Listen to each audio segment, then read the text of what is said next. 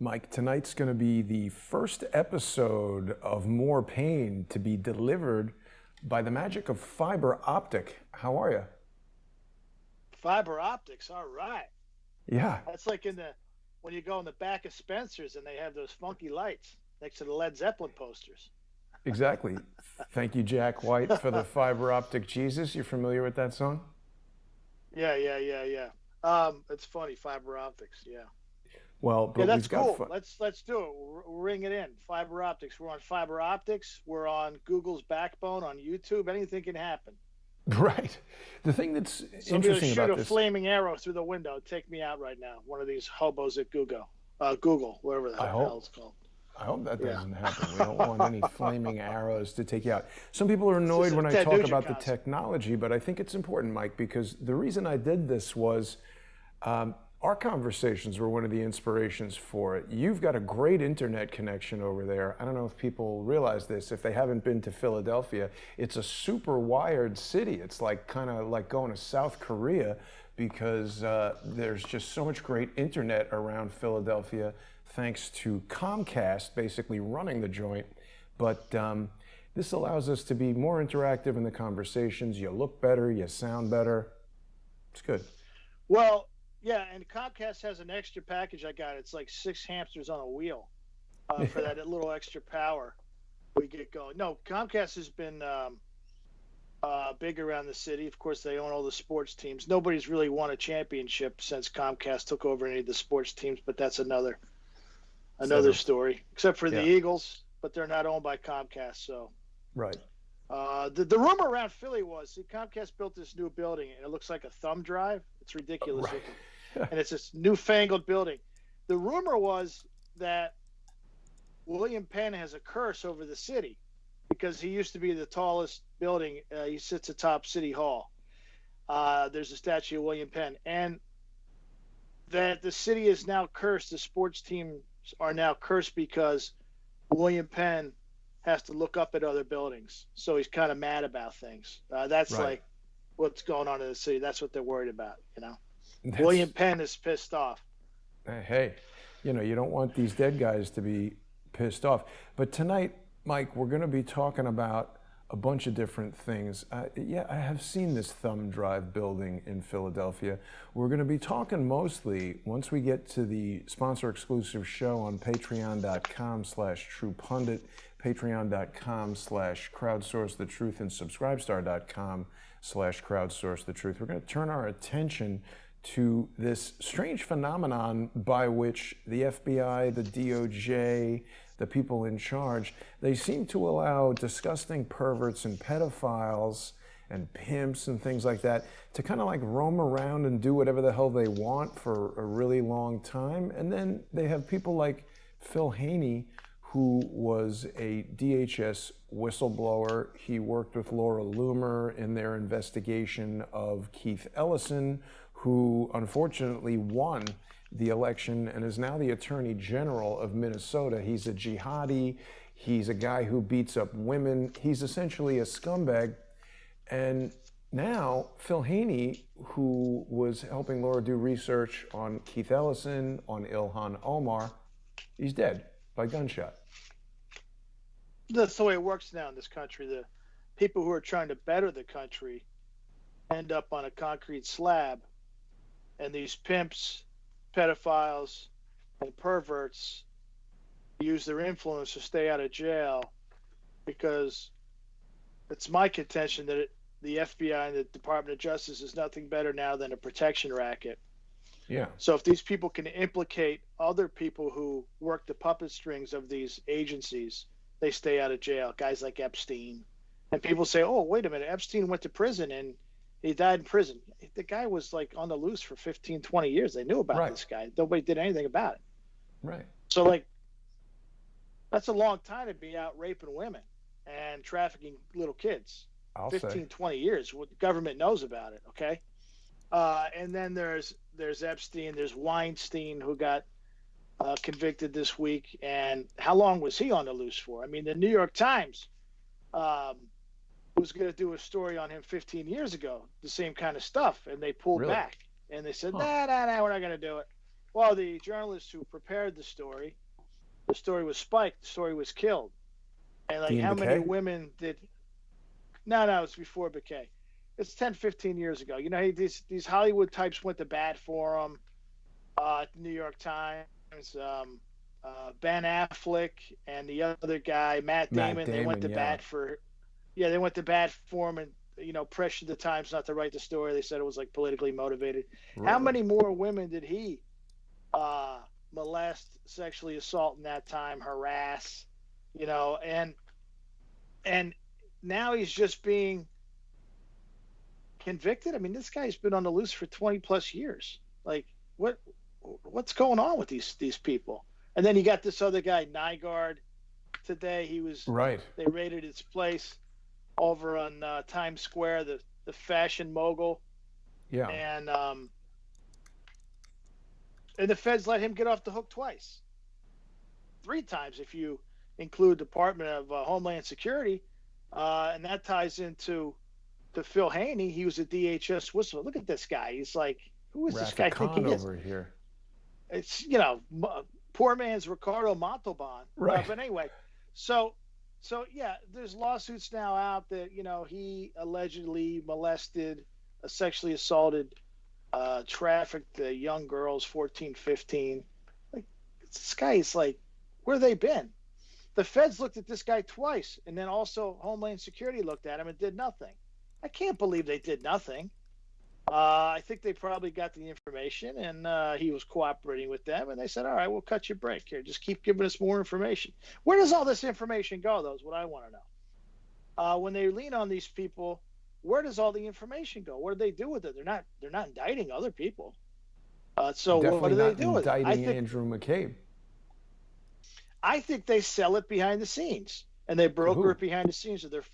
Well, I think that they have people they answer to that take care of them financially, and I think that they sell it and they broker it. So the rich people, the people who control the puppet strings in D.C., can use it as leverage against other people to get people to do what they want, to get people to say what they want, to get people to vote like they want. And that's the only thing that makes any sense. That's why I call it a protection racket. This isn't about the Department of Justice has just become an information clearinghouse for the rich and famous. Does that make any sense? Well, not only does it make sense, we're seeing it play out in real time. There's been just nothing done to Andrew McCabe. It seems like breaking the law, intimidating suspects, and abusing his power as the deputy director or the acting director of the FBI seems like a good way to get hired at CNN. Nothing else really happening to him. It looks like today Lindsey Graham is making some noise about, you know, wanting to. Lindsey Graham, go back to sleep, Lindsey. Exactly.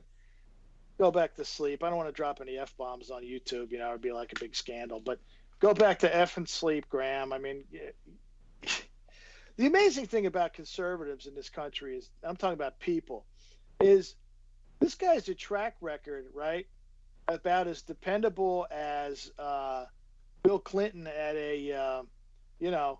It's like a 1978 Renault. No, I mean, yeah. He's got like the service record of a Ford Pinto, like Bill Clinton, you know, at a celibacy workshop. And he says what, and then he comes out and says one good thing, and the conservatives are so like desperate. They're like, oh, he's on our side. No, he's not. He's not on your side. Wake up. That's what I've been trying to tell people. What? How is he on your side? This guy is an institutional maggot. Not on your side. He was asshole buddies with John McCain for decades. Yeah. McCain is no friend of this country. No. You know, at the risk of alienating his wife and daughter, who have already blocked me recently on Twitter because I just viciously, I don't care if he's dead. He's a piece of shit. Yeah. So how is this guy any better? Like, you know, and everybody, like, we don't do it anymore. We used to. Like, he comes out and says, what? Well, Brian Carney is saying that Twitter has blocked this broadcast from Periscope. I can't, let me see if that's happening here on my Periscope. I've never heard about that before. I told you there's a flaming arrow coming through the window at somebody today. I knew it. These guys, nothing. I don't put anything past these guys. Well, that's why we're on It's Patreon. It's playing on Periscope. All right, some guys got some guys literally got. He comes out and says, Yeah. Well, some guys Brian got Carney some. is saying that Twitter has Sorry. blocked this broadcast. There we go. This guy literally has 4 hamsters on a wheel for his internet. Carney. But anyway, but no, listen, I'm saying, Graham is no friend of yours. And we used to fall for this. He'd come out and say, "We're going to do an investigation on FISA, and we're going to do an investigation on Hillary Clinton's emails." This is like this guy John Solomon's always running these stories that go nowhere, right? And everybody's like, Solomon wrote this, Solomon wrote this. Where's the story going? If I have to hear one more story about Uranium One or Hillary's emails, I hate to break the news to everybody out there, but the statute of limitations, the criminal statute, is way up on that stuff. It's gone. It's not coming back. If it's RICO, but then somebody else said they're not going to do RICO. RICO my ass. Come on. These guys can't put together a single count indictment against anybody in the government. They're going to put a RICO case together? Are you kidding me? Oh, I mean, this is getting crazy. It's the same folks who say, it's a sedition. They're going to charge her with treason. Are you insane? Are you what? It's not happening. It's just not going to happen, right? So they keep beating these stories to death where the statute is long gone. Hillary got away with the emails. That's over with, man. That is gone. Uranium One, all that stuff's gone. And soon, in 2021, right around the corner, all this stuff that went on during the Trump campaign, the spying. Oh yeah, that'll be 5 years too. You can kiss those goodbye too.